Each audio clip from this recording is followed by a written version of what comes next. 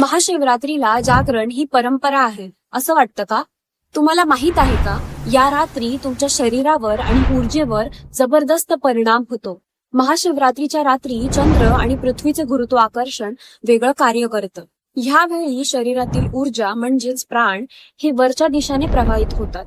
म्हणून झोपणं टाळा. जर तुम्ही रात्रभर सरळ बसून राहिलात, ध्यान केलं, तर ही ऊर्जा मनासाठी आणि शरीरासाठी खूप फायदेशीर ठरते.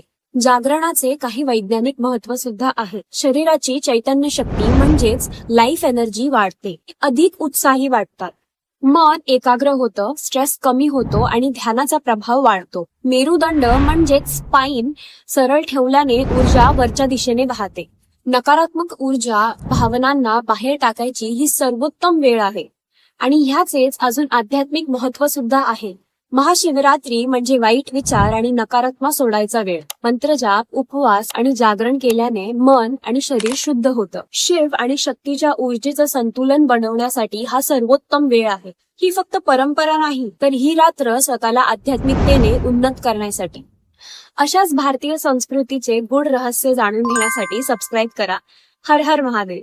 आणि जर तुम्हालाही जाणून घ्यायचं असेल की आपल्या शरीरामध्ये शिव आणि शक्ती कुठे वास करतात आणि त्यांचं कार्य काय, तर माझ्या नेक्स्ट व्हिडिओमध्ये बघा.